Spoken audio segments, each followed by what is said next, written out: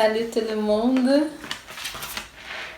Et voilà, on se dimanche avec joie. Je suis avec chacun de vous pour ce moment de partage.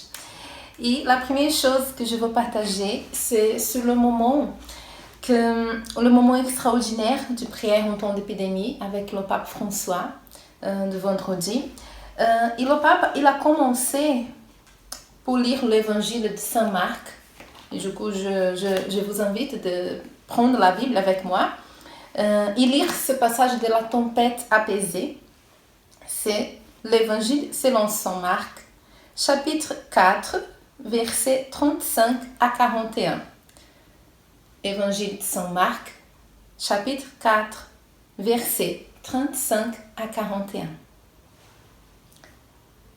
Ces jours-là, le soir venu, il leur dit: passons sur l'autre rive.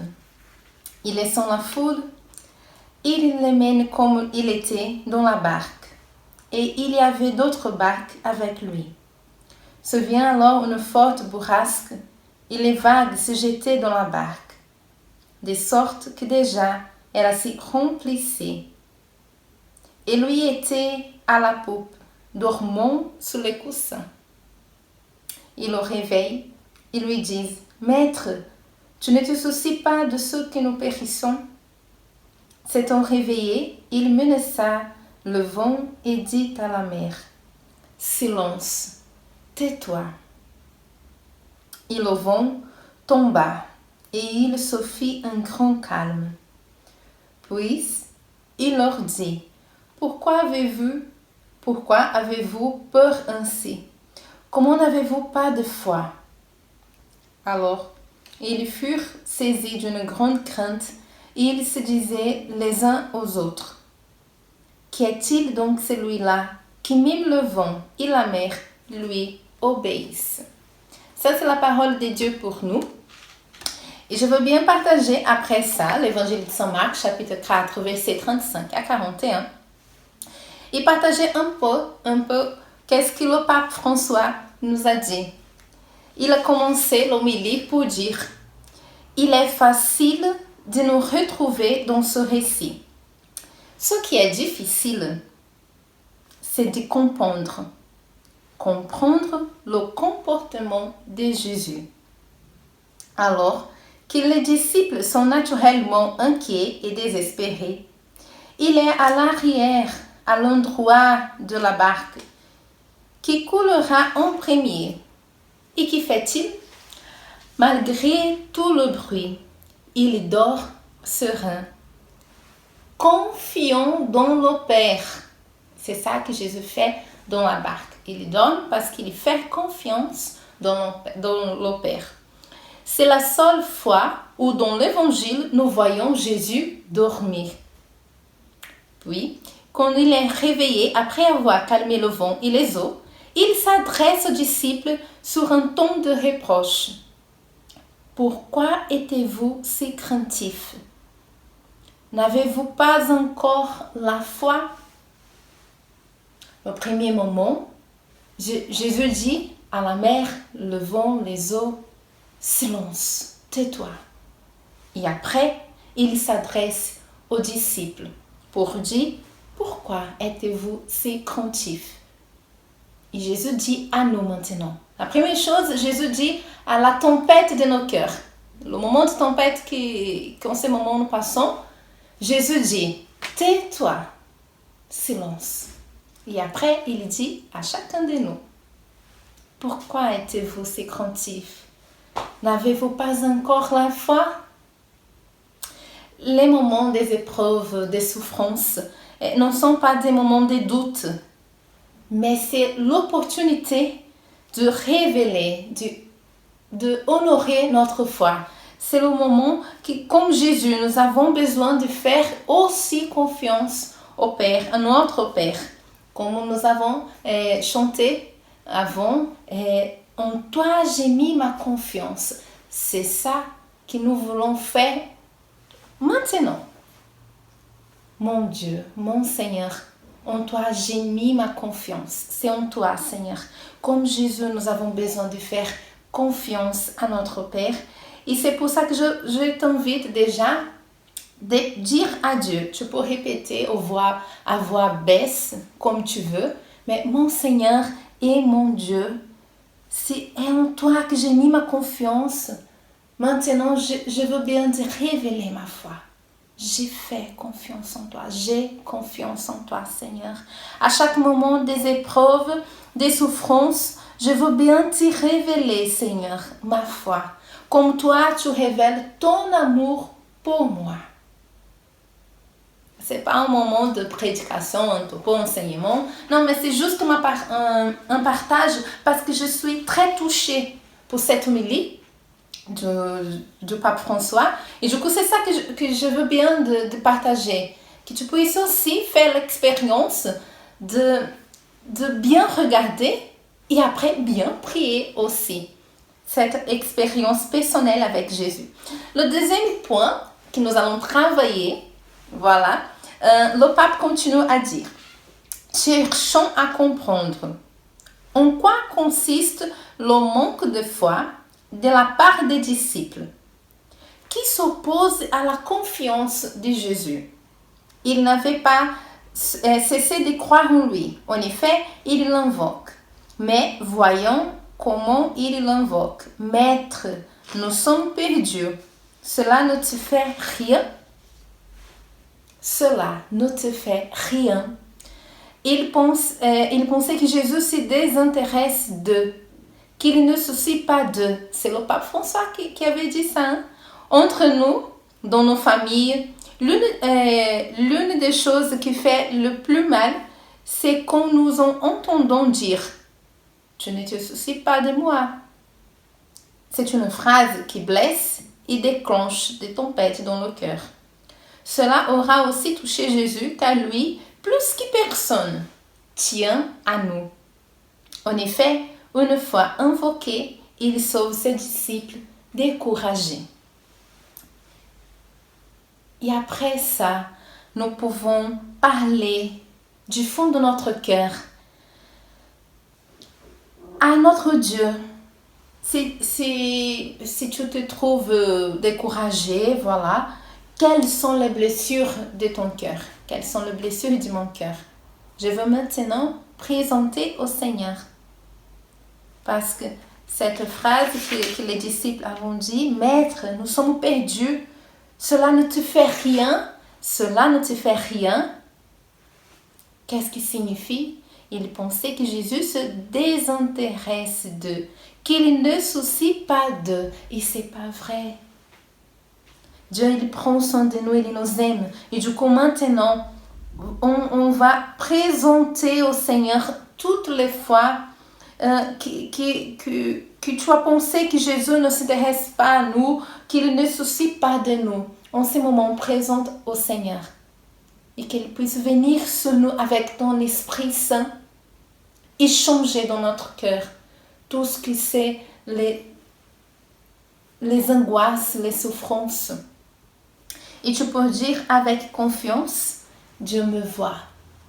Dieu ne m'abandonne jamais. Ça, c'est la vérité. Ça, c'est la vérité, c'est la parole de Dieu qui vient toucher notre cœur, notre âme. Il vient nous bouleverser pour changer notre vie. Et le troisième point que nous allons travailler, l'autre chose que le pape François, on a dit, c'était la tempête, elle démasque notre vulnérabilité et révèle ses sécurités fausses et superflues, avec lesquelles nous avons construit nos agendas, nos projets, nos habitudes et priorités. Elle nous démontre comment nous avons laissé endormir et abandonner ce qui alimente, soutient et donne force à notre vie ainsi qu'à notre communauté. La tempête révèle toutes les intentions d'emballer et d'oublier ce qui a nourri l'âme de nos peuples. Toutes ces tentatives d'anesthésier avec des habitudes apparentement salvatrices incapables de faire appel à nos racines et d'évoquer la mémoire de nos anciens, en nous privant ainsi de l'immunité nécessaire pour affronter la diversité. Et voilà, le moment très pratique pour nous, c'est de regarder nous-mêmes et reconnaître.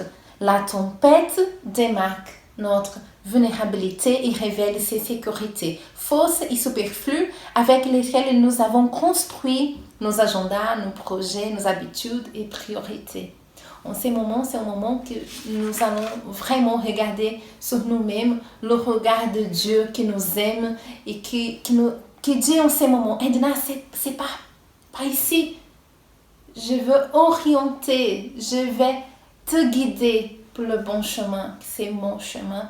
Et Jésus, dans l'évangile, il a dit aussi, je suis le chemin, la vérité et la vie.